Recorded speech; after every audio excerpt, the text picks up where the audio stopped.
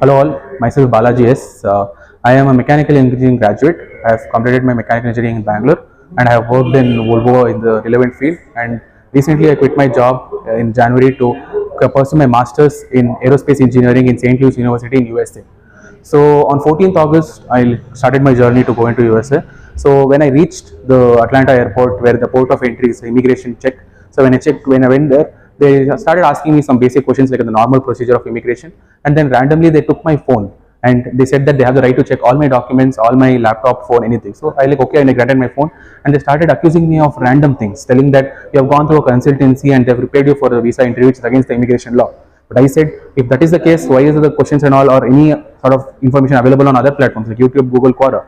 And then they started accusing me that you have not paid the university fees or for tuition fees. I have told them I paid a admission fees, but I have not paid the tuition fees as instructed by the university, and I have the proof for mail communication as well. But they never agreed for it. They just said, we don't want to listen anything. If you talk more, we'll cuff you and send you behind the bars. We were discriminated as Indian students. They literally spoke like basically they discriminated as Indian students, and later they they took us for 26 hours in the airport, and after 26 hours they put us into a detention center, a holding cell. So where we were not even provided a basic necessity of food, phone call, because they had taken our phones, not even a bed to sleep on. I had to sleep on the floor and cover myself with a thin wrapping sheet. And next day morning they booked a flight back to India. They decided that we are being sent back without, and they had scratched our visa, cancelled like this without even a basic courtesy to just put a stamp.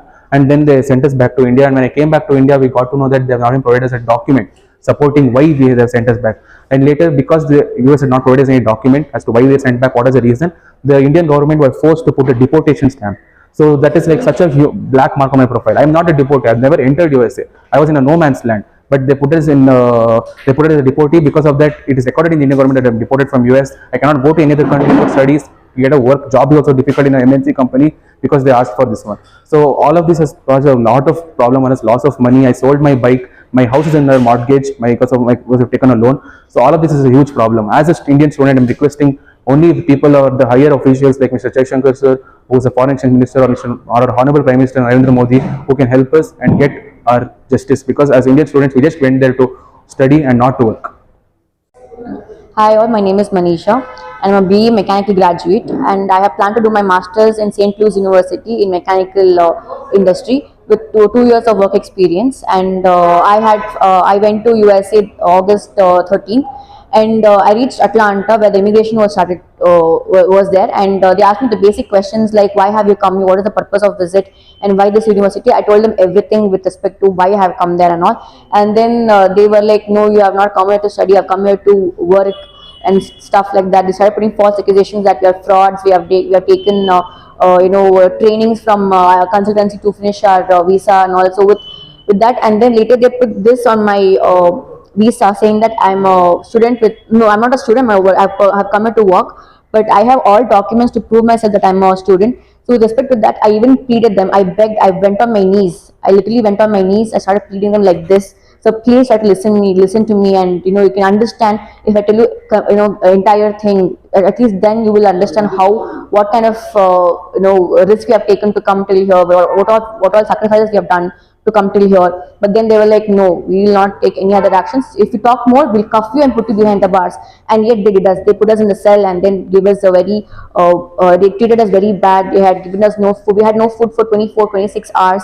And then we had no sleep. Like we didn't have proper things to sleep. We had an open toilet, like very open toilet, above which there was a camera. So imagine a girl's washroom with a camera. So we were treated very badly. So, and then we had come back to India, and in India they're saying that we are not deportees, you're not passengers, I don't know what to treat you people as, because we don't have any documents. So according to the immigration office, they're supposed to send us 15 pages of documents, and they sent us back illegally without informing any embassy, without informing the college, not informing any immigration centers.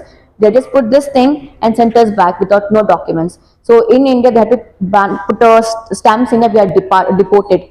So this is a huge remark for our entire career. So why I'm here is to just ask you justice, to get us justice for what has happened as an Indian student. As an Indian student, I come here to ask, we need justice. That's all. Thank you. Yeah, this is Deepa, mother of Balaji S, who got deported from the US immigration.